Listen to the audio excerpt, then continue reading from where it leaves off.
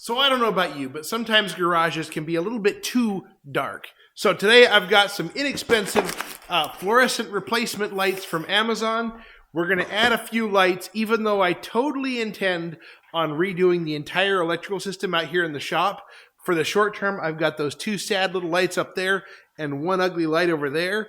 I'm just going to add a little bit in here, quick and easy, so that way I can see what I'm doing while I get to the point where I can revamp the entire electrical system. Let's take a look. So I feel like I'm working by candlelight, except my candle is my trusty skill light. Anyways, this is the Barrina branded. It was highly liked on Amazon. It's got a whole pile of connectors, some plug-ins. Some of these are jumpers, so that way you can wire the individual things together. And somewhere in here, there should be a few that you can wire, like if you've got an existing wire or pigtail up there for a ballast, you can just wire directly, hardwire it into the existing wiring. Believe it or not, that wire goes right up there in that gap and stops and is just kind of dangling in space. Scary as heck. So I'm probably going to hardwire one on the end of that and put it, somewhere through here to get some good light. I've actually got a switched plug over here above the ugly workbench.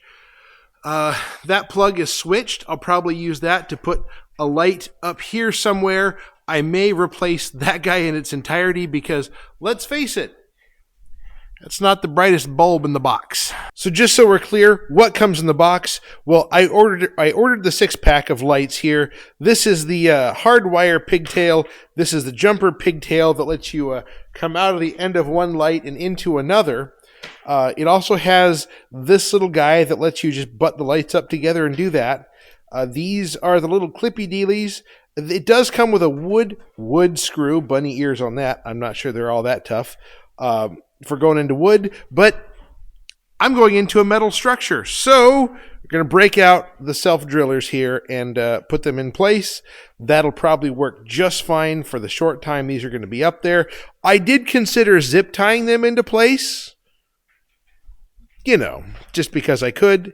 It's a temporary solution, but, we know what a temporary solution turns into, right?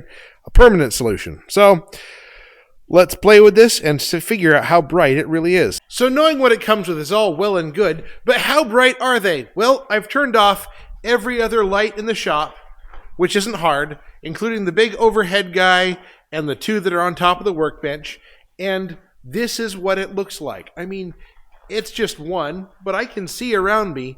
It's every bit as good as what I had off of one light alone. So I'm going to put a couple of these guys up in places. All right, so I got two of the little clippy dealies up here. One there, one over there. I didn't measure. I just kind of eyeballed and said, it ought to be this far apart. No footage because I'm standing on a ladder and frankly, filming and trying to put a screw in overhead, not so much fun. So I'm going to get one of the lights clipped in. I still have one sitting on my toolbox there. Get one clipped in. I ran the wire to the switched plug that was over there. For what it's worth, guys, I like having 110 sockets that are switched because lights die over time. You never know when there's going to be something better that just plugs right in. No need to wire nut and all that crap. So I think when I redo this shop, there's going to be a handful of switched plugs along the ceiling. Story for another day. Let's see what this guy looks like. So here's just one installed. I've just got it in the ceiling up there, right there. That does not suck. That is almost as good as, without the big floodlight over there. So I'm going to take a minute and put another one up on that structural piece and see how we do. Frankly, this is a step up from what was in here. It's a lot more usable. I can see, what's in front of me. I can work. I think these are a decent way to go. So stay tuned. So here's the bracket that it came with. It's rather thin on how it holds the light into place. I was using these hex-headed, rather chonky-headed self-drillers for this application. They come with these little things with some very thin heads, which actually turns out that you got to have that thin head in there so the little fingers hold on to the side of the ballast or the light correctly. So, given that, zip ties were the savior of the day. So I hardwired it up there, found out that nothing in this shop is grounded. There's no ground wire in there. We're just going to pretend that doesn't exist and cover it up with our hand, so that way we don't have to look at it.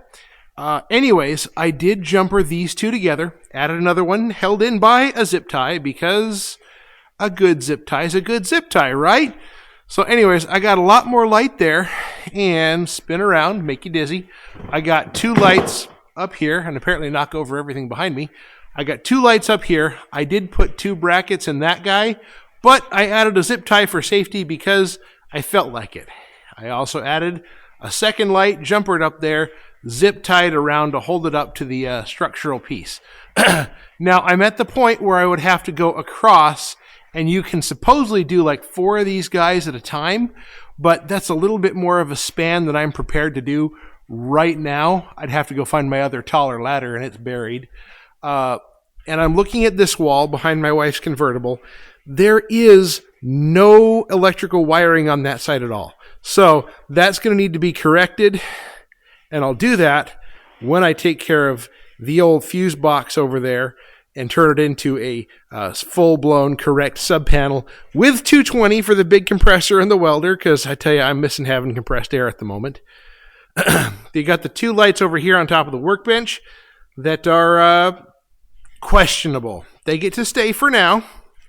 We'll see how that turns out. All right, so I wanted to give you an indication as to where this started with just the floodlight and the sad lights at best, compared to where it is with those extra LEDs hung in the ceiling. So let me turn the camera around and I'll show you where it started and where it's finished. So just starting here, I mean, there's only one lighting source lit at the moment, and it's that one. The little sad lights are not on because they didn't add much. But, you know, lots of shadows, lots of things that are hard to see. I mean, it's very hard to see what you're working on in this kind of low light. And the camera is doing a very good job of taking the light that's there and making it presentable. But let me turn on those lights overhead. So just generally much better. The hard shadows are gone, as you would expect with lights like that in the ceiling, you know, pointed directly down. But everything just looks better. Don't have any lights on this half of the shop, so we can't get an accurate indication there, but everything over there is brighter. My kids can get to their bikes and yard tools and all that stuff. But realistically, this is a huge improvement. I'm really looking forward to being able to getting the wiring taken care of in here like it needs to be able to get lighting across the shop, to get more than what's here, to get better, to get plugs everywhere. For the short term, this will work fine because I've got projects that need to be done. I got to get my El Camino race prep because Flying H drag strip at I-70 Motorsports Park, they're opening in less than 60 days, and I got to have my El Camino ready so that way we can go hit the track. And I've got a whole myriad of other projects, but this lighting, it'll get me by for now, while I can get things taken care of, to get to the point that I can do cement on the floor, get the electrical taken care of, all those good things. But you know something? One thing at a time. Thanks for watching. We'll catch you later.